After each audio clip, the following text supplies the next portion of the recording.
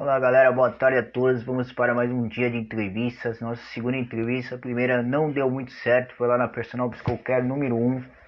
A internet do entrevistado estava caindo, mas vamos voltar às 17 horas, que foi com o João Sorriso do Banjo. Às 17 horas, entra lá na Personal Psicocare número 1 para vocês verem a entrevista. Com certeza dessa vez a gente vai conseguir.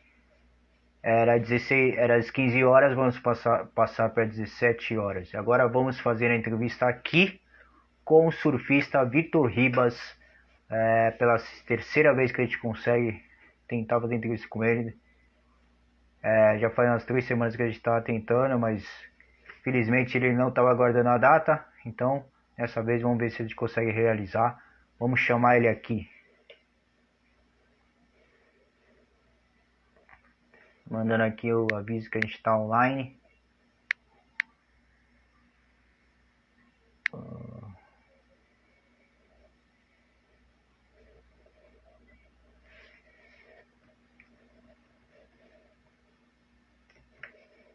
Mandamos aqui a pipinha aqui para ele ver que a gente está ao vivo.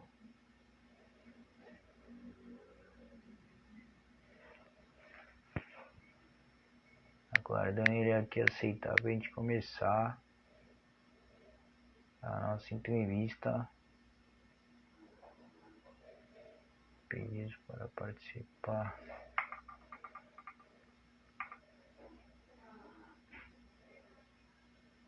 Agora foi. Vamos aguardar.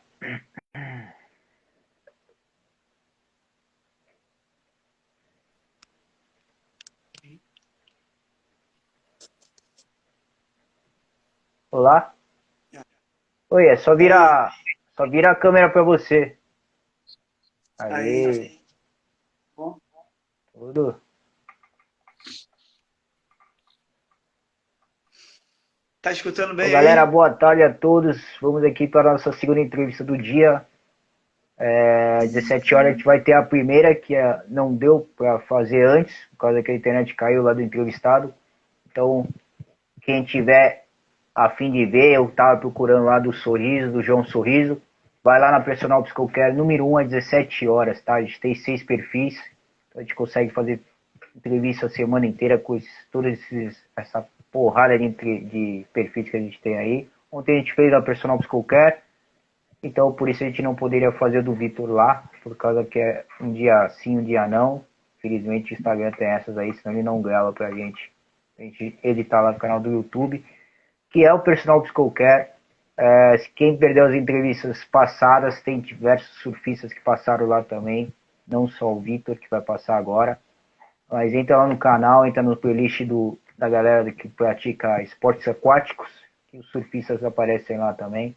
Então, hoje a gente vai conhecer um pouquinho da vida do Vitor, saber toda a trajetória dele, da carreira dele, as curiosidades da família e outras coisas mais. E o esporte que ele pratica hoje, ele ainda é surfista profissional, não mais de pranchinha, né?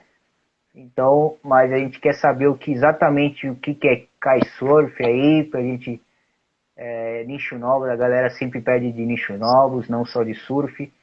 Surf está em alta, né? Mas a gente também tem que falar dos outros esportes. Então fica à vontade, Vitor. A gente tem mais ou menos uns 40 minutos de entrevista aí. Tem algumas perguntinhas, mas fica à vontade. Se não der tempo de fazer as perguntas, a gente faz a entrevista outro dia, só de perguntas e respostas. Tá, joia, obrigado aí pelo espaço, tá, Rodrigo? Prazer estar aqui com vocês, cara. Legal aí teu canal e maneiro, vamos começar essa entrevista aí.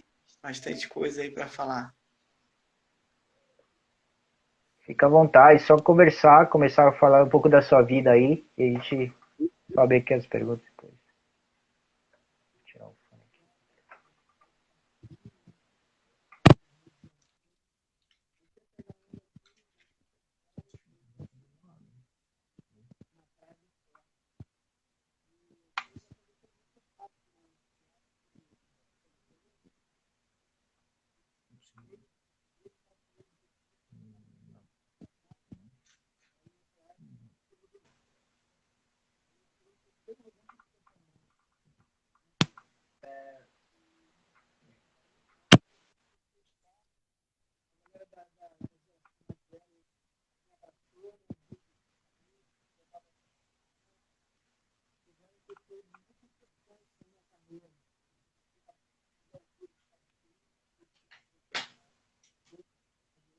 Victor, se eu soltar um pouquinho baixo, a gente não vai conseguindo ouvir. Deixa eu aumentar aqui. E agora deu uma aumentada? Agora foi, agora foi. O som voltou. Então, aí o Miguel Cury, de Cabo Frio, me ajudou muito nesse começo, que foi surfista profissional, Gugu de Cabo Frio, Márcio Alves Pimentel Boca. Essa galera da geração mais antiga que eu, que devia ter mais ou menos uns 10 anos mais velho, eles já surfavam muito, né? E corriam campeonatos brasileiros. Nessa época, não existia circuito brasileiro, né, de surf. Eram festivais. Tinha um campeonato de Saquarema, às vezes um em São Paulo, outro em Santa Catarina. E dali que vinha o campeão, né? Cada um vencedor desses festivais era o atual campeão brasileiro. E aí já, tipo assim, meados de, depois, os anos 80 para 90, começou a ter o circuito mesmo de surf brasileiro. E aí que as coisas começaram a acontecer, mas foi muito importante esse início de carreira, né? Os caras que já surfavam muito bem me levavam para outras praias, a experiência que eu fui adquirindo, entendeu? E tudo foi naturalmente, assim, acontecendo. E aí até que eu estava num campeonato em Búzios, né, um campeonato amador, aí o fornecedor de prancha, né, que era a Hidrojet na época, tinham vários shapers, tinham 3 shapers, e um deles já tinha escutado falar que tinha um menino que surfava bem em Cabo Frio. Ele foi nesse campeonato assistir, e daí diante ele começou a fazer um trabalho comigo. Esse shaper é o Ricardo Martins. Eu tô com ele já até hoje, vou fazer 50 anos. Tô com 13, naquela época eu tinha 13 anos de idade, cara. Caramba, E ele, pô, foi uma pessoa muito importante na minha carreira também, cara. show de bola, show de bola. Tivemos uma pergunta aqui do Gabriel, da semana passada, ele perguntando. Antigamente as pranchas eram mais pesadas e o surfista era mais fraco, né? Vamos dizer, mais magro, mas sem menos músculo. E agora a galera tá com mais músculo, né? Você vê o Medina, um cara fortão, né? Vamos dizer assim. E a prancha mais leve. Se fosse na sua época, eu acho que o surf tinha sido campeão antes de chegar agora, em 2014, só com o Medina, ou não? Você diz assim, se eu tivesse aqui esse equipamento mais refinado hoje em dia, Sim, é uma pergunta muito difícil, porque hoje o surf ele atingiu uma evolução muito grande, né? E o que é contado hoje, naquela época, não valia tanto, entendeu? Por exemplo, na minha época a onda ela tinha que ser bem surfada até o final, então contava muito o link entre uma manobra e outra, variação de manobra, né, a fluidez que o surfista tinha, né, o grau de dificuldade também. Mas assim, hoje se baseou muito o surf, ele está muito focado em uma, duas manobras fortes, né? A não ser esses campeonatos como teve agora no México, que é uma onda mais longa, que o surfista precisa passar por todas as etapas, assim, digamos assim, as seções das ondas, né? Aí tem a seção de tuba, aí tem a seção de rasgada, de cutback, aí tem a junção, mas a maioria, assim, você pode ver que hoje uma, duas manobras conta muito. Naquela época, se o cara desse uma manobra só, ele não ia tirar uma nota alta, entendeu? Poderia ter sido assim, ia ser um choque, né? Ver o Gabriel Medina naquela época dando um aéreo altão, rodando e pum, batendo na base, eles iam ficar sem saber o que fazer, entendeu? Eu acho que a prancha não ia me ajudar a vencer muito, não, naquela época. Eu acho que hoje as pranchas estão prontas para o que o pessoal está fazendo agora. Naquela época não era tão valorizado isso, entendeu? legal. Tivemos aqui Mabel Carvalho perguntando se Saquarema é realmente a capital do surf. Então, Saquarema, cara, eu acredito que seja assim. A gente chama de Maracanã do surf do Brasil porque é um lugar, cara, que está numa posição muito favorável, né, na costa brasileira. Então recebe umas ondulações muito grandes. E por conta da praia, tem aquele encosto de pedra até lá fora, né, a areia, o fundo, ele sempre se mantém ali, entendeu? Você pode ir em Saquarema, quase sempre vai estar com um fundo muito bom e lá atrás. E quando entra essa ondulação maior, cara, por ter essa proteção, né, e ela tá virada numa posição muito favorável, a gente recebe as ondulações grandes, cara, e aí você, pô, tem aquele banco de areia ali que a onda, ela fica bem pesada, né? Então é por isso que o pessoal chama assim que, né, é o Maracanã do surf, né, uma das melhores ondas, porque é uma onda que ela tem muito power, ela é muito forte, entendeu? Comparado às outras ondas do Brasil, eu sei que tem ondas maravilhosas no Brasil todo, eu adoro Santa Catarina, São Paulo e tudo, mas a força que Saquarema tem, cara, e eu acho que a costa do Rio de Janeiro tem, são poucos lugares que eu vi, cara. Show de bola, show de bola. Perguntaram aqui também, a Gabriela perguntando se você dá aéreos também, não como Ítalo Ferreira, mas nem como Medina, mas você dá aéreos ou não? Então, eu dou uns pulos, cara, mas hoje em dia eu só dou aéreo com kite. A gente tem um kite surf, né, que aí tem aquele cinturão, né, o trapézio, e aí tem uma linha que vai agarrada aqui com o chicken loop, né, numa argola. E hoje em dia eu consigo dar fazendo kitesurf. No surf, cara, eu dou uns pulos, mas assim, nada se compara ao que o pessoal faz hoje em dia, né? Mas assim, não foi muito minha praia, não. Minha parada mesmo era surf de borda.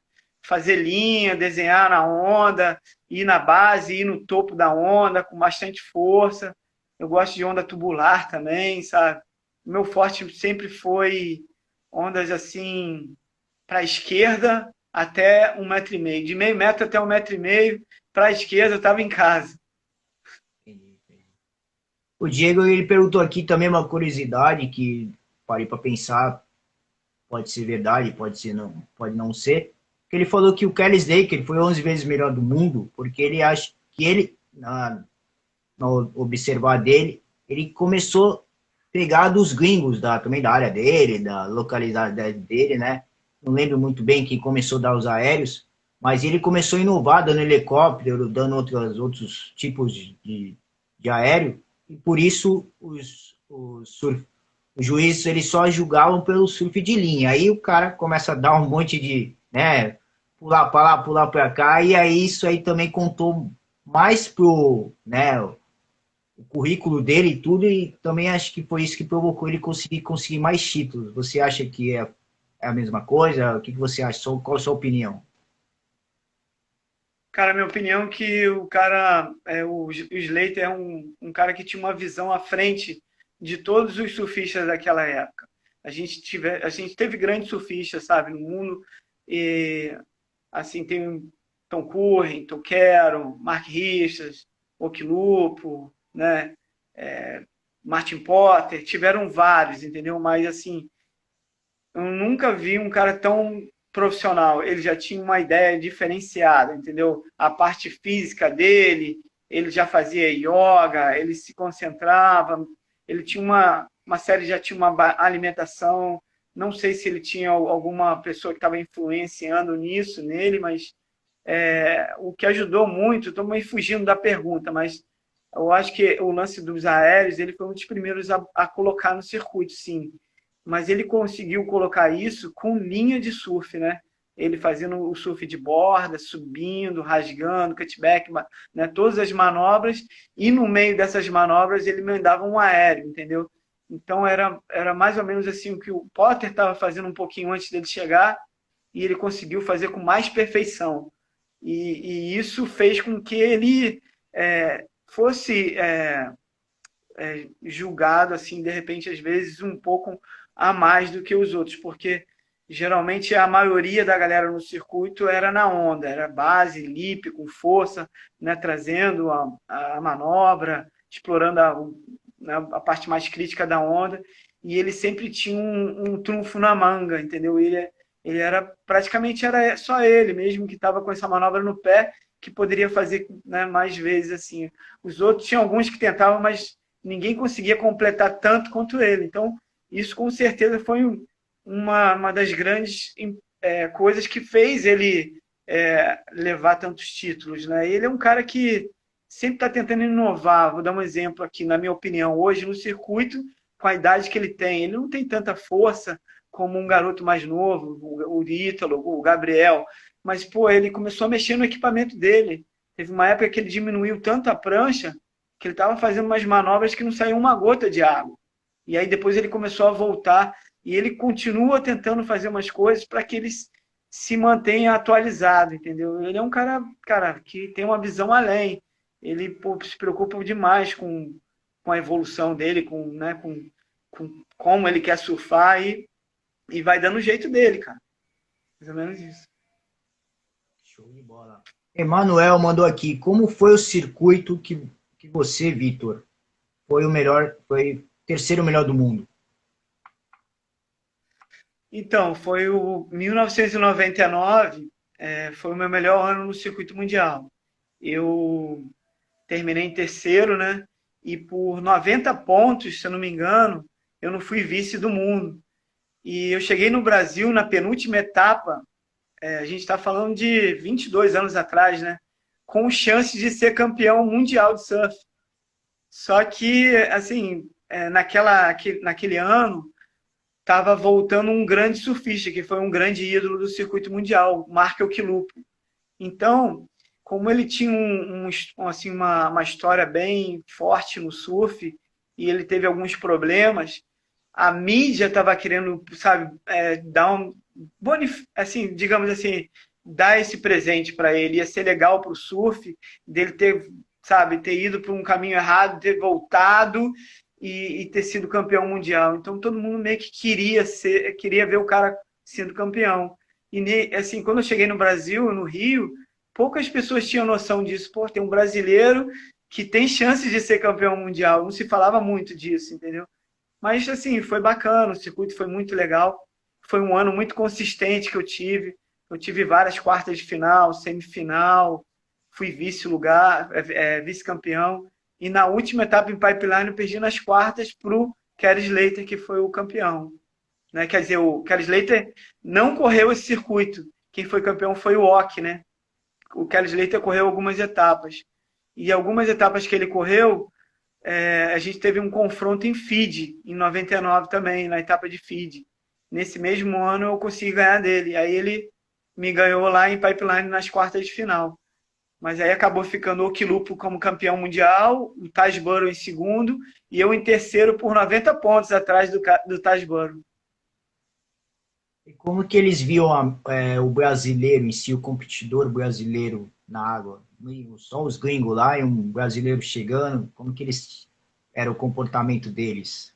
Era uma coisa assim, tipo, tá aqui por tá, tem chance, ou o medo que eles tenham hoje no brasileiro?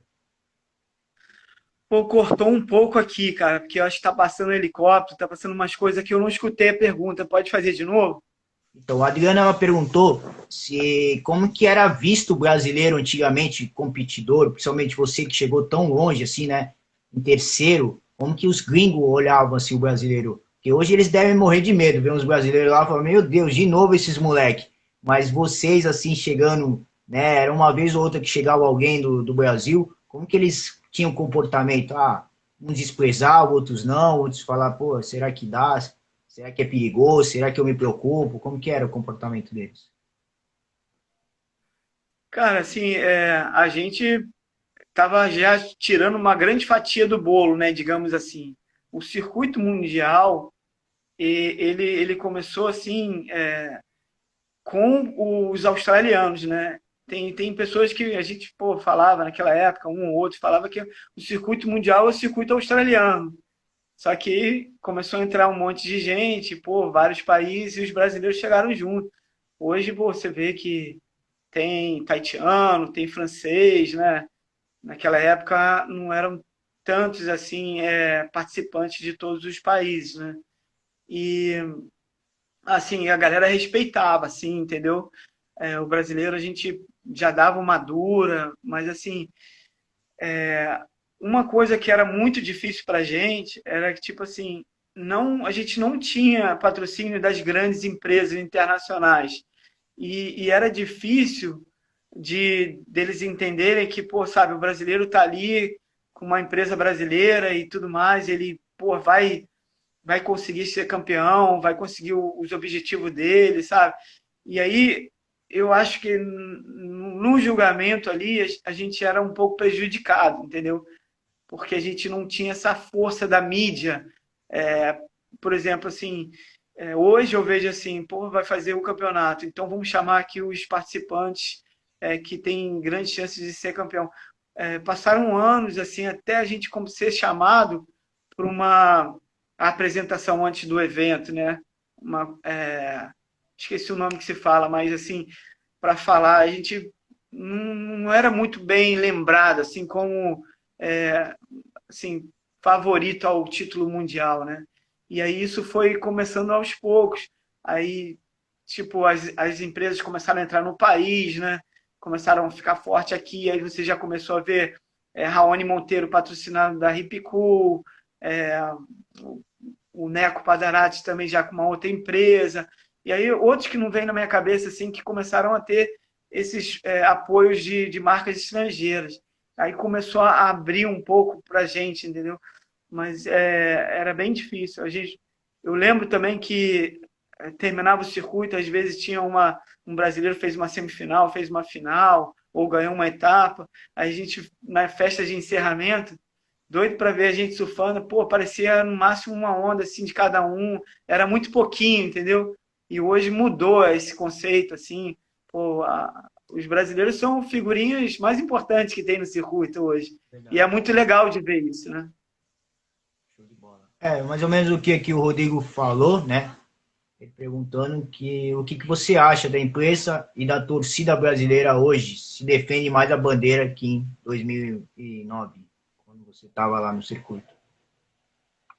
Ah, muito mais. Hoje em dia, cara, o circuito, na minha época, eles estavam tentando fazer com que o surf fosse agradar a todos, não só o surfista, mas o outro que é simpatizante assim pelo surf, que gosta, mas que não entende muito. E como ia mostrar isso na televisão ou no computador? E hoje a gente conseguiu chegar a mostrar isso. Naquela época, a gente corria o campeonato e aí esperava o Ricardo Bocão, o Antônio Ricardo, que era o programa Realce na época, né?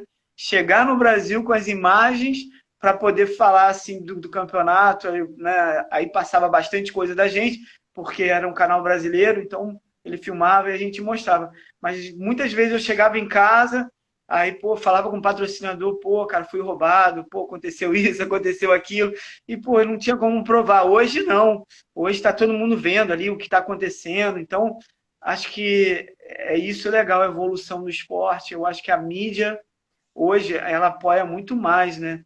O brasileiro, pô, e a gente realmente faz parte desse mundo, né? Tinha uma certa barreirazinha, assim, entendeu? Porque era uma novidade para eles, né? Um brasileiro estar ali no circuito, começar a ganhar deles, assim. Começou, né? Tem assim, vários surfistas que começaram a aparecer no circuito, antes do Fábio Gouveia e do Teco, pô, junto com eles também tinham grandes surfistas, e agora a gente está participando geral ali, né? Nas cabeças. Verdade, verdade. O Rodrigo mandou aqui em 2009, se prestigiava muito mais os gringos, né? Verdade, até na parte do shape em si, né? Que muita galera já fala, pô, eu quero ir lá para os Estados Unidos para comprar a prancha do cara tal, do Shane, não sei o quê. E agora não, a galera vendo o Ítalo ganhando com a prancha aqui da Baixada Santista, daqui de Santos, né? Do Tique do Teco, então fala, pô, então não é mais só ver os gringos, agora a galera tá prestigiando o próprio material daqui em si, né? É, eu acho que, assim, no brasileiro, na minha opinião, a gente é um povo meio americanizado, né? Tem um lance assim, você vê que todo mundo gosta de usar as marcas estrangeiras, essas coisas todas, mas, cara, o nosso equipamento de prancha, ele já é muito bom há muitos anos, cara. E assim, continua tendo pessoas assim, surfistas, que continuam achando que pô, o material de lá é melhor, que a quilha, e que a laminação é isso, que não sei o quê, que o bloco, cara, a gente tem tudo de bom e de melhor, cara. Antigamente tinha as parafinas lá, que eram melhores do que a nossa. A gente tem a Banana Wax, a Full Wax, Pô, as nossas parafinas hoje são melhores do que a deles, entendeu? E prancha também, entendeu? A gente tá ali juntinho com os caras, ou, né, melhor. E naquela época tinha isso, cara. A gente até brincava com um com o outro. Meu irmão, o cara é fera, né? Porra, é, toma leite gringo, sucrilho gringo, o pão é gringo, é por isso que ele é fera. Nada disso, sabe? Tinha uns que ficavam com essa mentalidade que tinha que usar a roupa assim e tudo mais, a prancha. E, cara, hoje, basicamente, aí, o brasileiro tá dominando o mundo, cara. Tá dominando o surf mundial e a gente já tem equipamentos, cara, dos melhores, roupas de borracha, tem tudo aqui, cara. Precisa mais nada lá de fora, não. Verdade. O Mário entrando no tema também em si, o kitesurf, ele queria saber como que é a modalidade, como que é as etapas, como que o surfista tem que surfar, tem que ser surfista mesmo, ou qualquer um pode chegar e aprender esse esporte. Qualquer um pode, cara. É legal você ter um instrutor, sabe? Começar a praticar com alguém, com uma escolinha, porque é um esporte que você está lidando com o vento, né? Tem aquelas 4 linhas, então o vento é uma coisa bem perigosa. E é muito fácil de aprender. Qual esporte que você em 4 horas já consegue, de repente, algumas pessoas, não estou falando que são todas, consegue de andar de um lado para outro da lagoa, sair de um lugar e voltar para o mesmo lado, entendeu? Em 4 horas de práticas, você já está andando para um lado para o outro. Então é muito fácil de aprender. Assim como o surf, o kite, ele abriu um leque de modalidade. Tem o freestyle, né? Tem o kite wave, que é o que eu faço, que é a prancha de surf não sem a alça. É, tem esse lance do foil que entrou agora no kite também, que o cara faz com a prancha foil, né? Fica por cima da água, não encosta. Tem as corridas de kite também, as travessias. Cara, o esporte cresceu muito.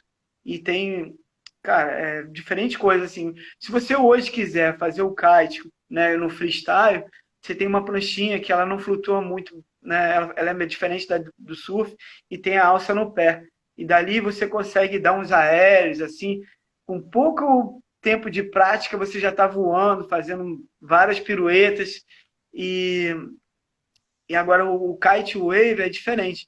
Depois, quando você começa a treinar, né, e passou por essas etapas todas, e você começa a entrar na onda, você precisa ter uma visão de como surfista, para poder fazer a leitura de onda, ter o arrasto do kite certo para poder andar na parte crítica da onda. Aí, meu irmão, é uma dedicação. Tem que se dedicar, tem que ter tempo livre e cair para dentro. Legal. E quais são você já tá, você está competindo, voltou à competição? Quais são as próximas etapas? Então, o kitesurf, ele, no Brasil, ele tem algumas etapas, né? As etapas são mais assim no Nordeste, às vezes uma ou outra em Santa Catarina, são lugares onde tem vento, né? E às vezes tem uma etapa na Barra.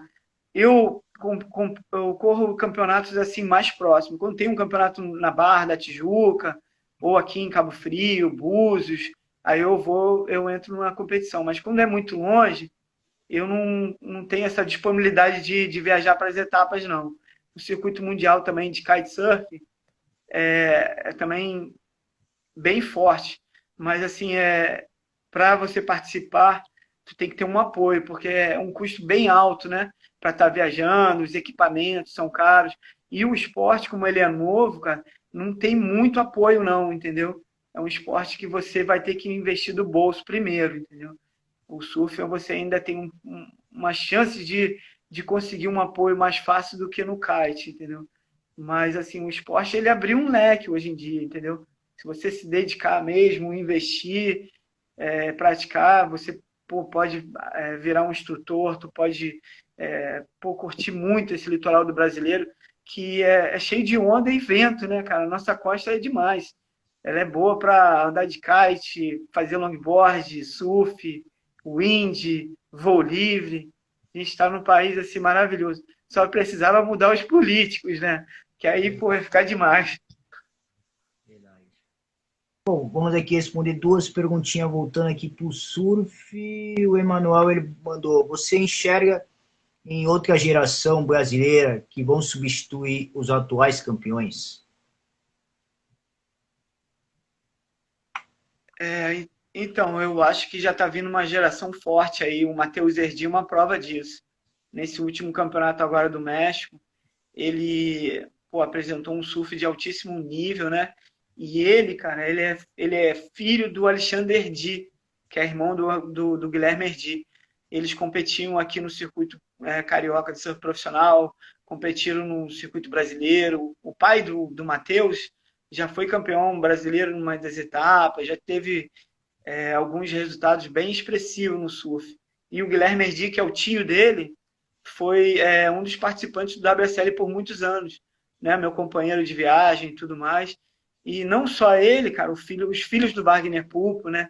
O Miguel Pulpo já está lá dentro, tá vindo o Samuel Pulpo, e não só assim, filhos de ex-atletas, mas tem grandes surfistas no litoral brasileiro, cara. A gente tem uma safra muito grande.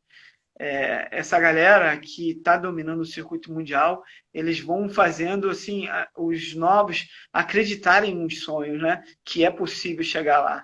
A dificuldade hoje em dia que eu vejo é que hoje o surf ele virou assim um esporte olímpico, né? E esse esporte olímpico ele está junto com o judô, ele está junto com a corrida, né? A ginástica em geral.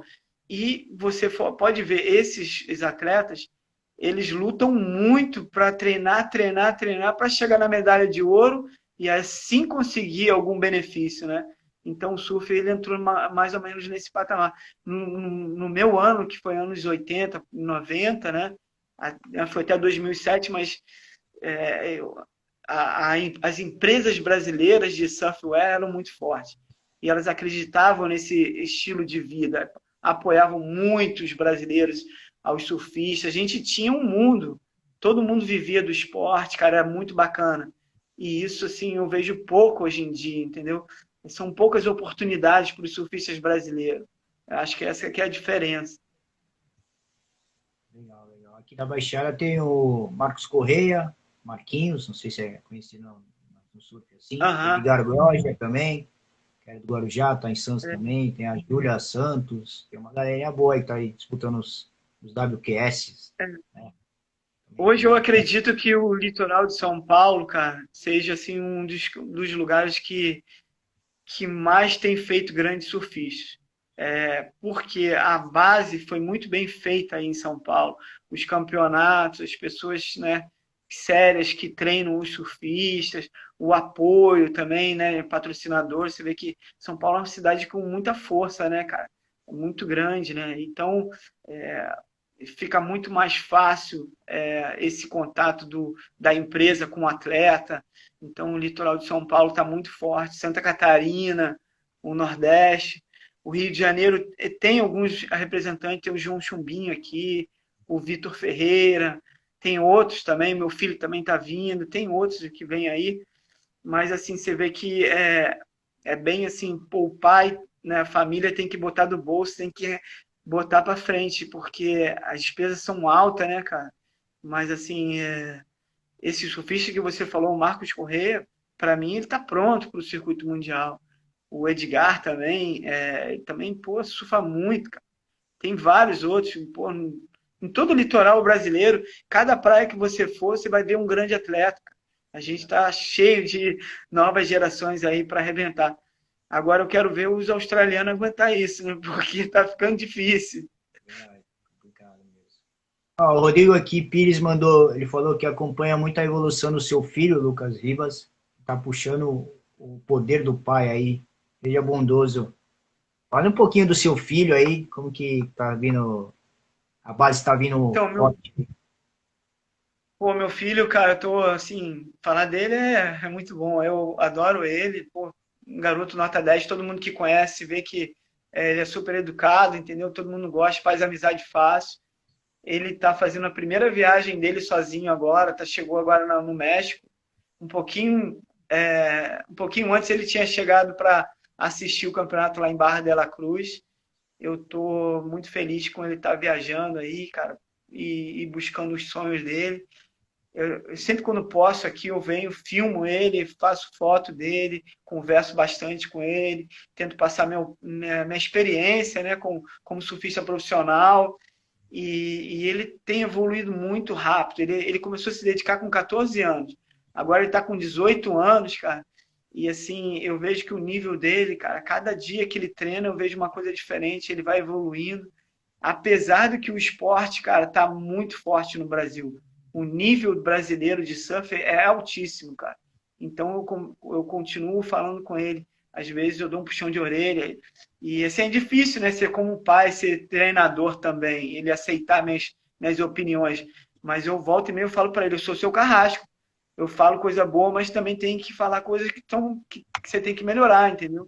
Então eu fico pegando no pé dele direto. De vez em quando ele nem quer falar comigo. De tanto que eu fico em cima. Verdade, legal. O exemplo a gente teve do Charles, né, até há pouco tempo, né, com Medina, né? Todo mundo fala, não, muda de técnico, muda de técnico, e ele conseguiu ser bicampeão com o pai dele. Então, isso é um bom exemplo para o seu filho também. O Charles é um grande exemplo, cara. Pô, o cara, nota 10. O trabalho que ele fez com o Gabriel, né? E legal que, tipo assim, ele surfava, mas não era grande surfista, né? Mas, assim, buscou todo o conhecimento para passar isso para o Gabriel. Ele está de parabéns, é muito legal ali acompanhar a carreira dele e ver que agora também o Gabriel tá conseguindo o seu espaço também, né? Sozinho, assim, mas, assim, com certeza assim, o Charles foi muito importante na carreira dele. E vai ser ainda pro resto da vida, né, cara? É pai. Verdade, verdade. E quais são suas metas daqui para frente? Qual objetivo você quer chegar no kite ou em outro esporte? Ou também como coach do seu filho? Pô, cara, eu gosto muito de surfar. Eu busco sempre estar evoluindo. Apesar da minha idade, eu gosto de estar surfando bem, entendeu? Eu sempre quando eu posso também, tem vento e o mar não está muito legal, eu vou dar uma velejada. Gosto de estar com material bom. Hoje, sim, minha prática aqui é aulas de surf, mais aulas de kite. Queria, pô, sabe, que meu negócio começasse a dar mais certo, para mim poder ter um pouco mais de grana e poder ajudar meu filho no circuito, porque é muito caro, né? A gente é brasileiro, o dólar tá 6,0 quase. Então, pô, para fazer uma viagem dessa aí é um sacrifício, entendeu? É bem difícil. E a gente está correndo atrás muito disso. E eu falo para ele, cara, eu não sou rico, entendeu? Mas assim, o que eu puder te ajudar, né, nessa tua carreira aí, você conquistar teus sonhos, eu vou tentar. Mas assim, é basicamente isso. Adoro morar aqui em Cabo Frio, pô, velejar, pegar onda, tenho boas amizades, cara. É uma vida muito gostosa de ter. É, assim, o que falta mesmo é eu conseguir formar uma base para poder melhorar um pouco mais vida financeira e poder viajar, poder acompanhar meu filho no circuito. É mais ou menos isso. Esse é meu sonho.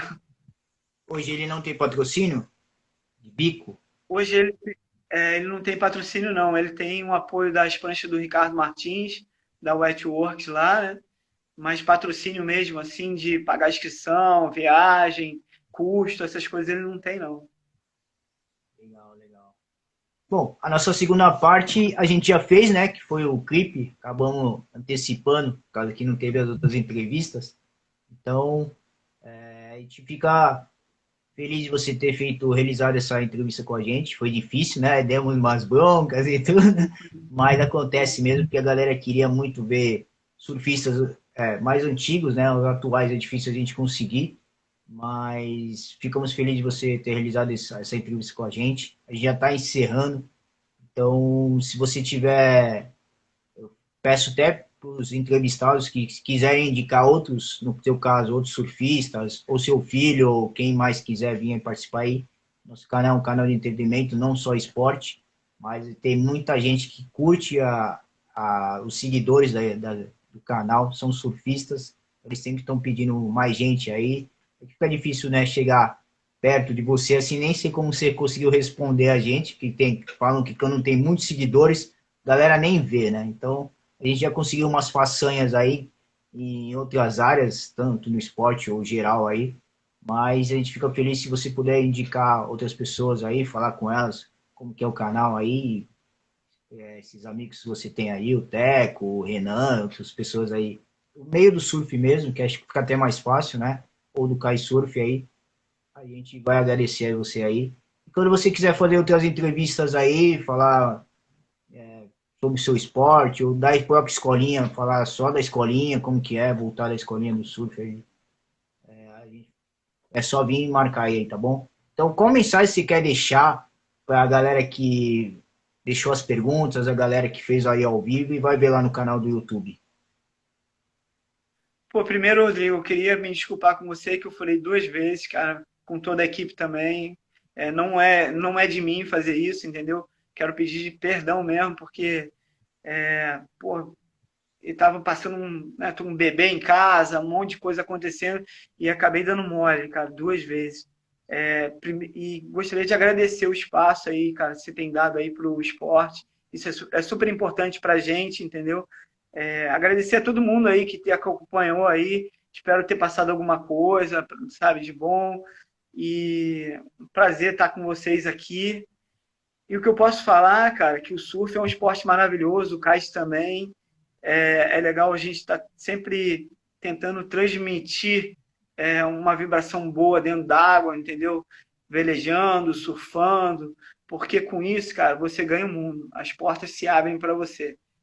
E o surf é tão prazeroso, é tão gostoso, o kite também, que você pô, tende a querer ver outras pessoas também tendo essa mesma emoção. Então, o que eu posso falar, cara, é isso, cara. Ter boas amizades, cara, tratar bem as pessoas, tá, sabe, sempre passando uma vibe legal para todo mundo, que eu acho que o esporte ele vai crescer muito ainda e a gente tem que fazer amizade, que o mundo é maior, mais unido, né, cara? É isso aí. Show de bola, então. Galera, se inscreve lá no canal Personal Psicocare, Tio 2, entra lá no buscar do YouTube, que tem lá mais de 400 e poucas entrevistas, e logo, logo do Vitor vai estar lá também. Tá o clipe lá, quem não viu, tem umas fotos, uns vídeos dele, então, da família e tudo. Então, entra lá, se inscreve no canal, deixa o seu like. Na entrevista do Vitor também, daqui a pouco vai estar lá também, tá bom? Então, Vitor, que Deus te abençoe, um ótimo finalzinho de domingo aí. E quando quiser vir aí de novo, é só vir. Valeu. Muito obrigado, Rodrigo. Um grande abraço aí. Fica com Deus aí. Obrigadão. Tchau, tchau.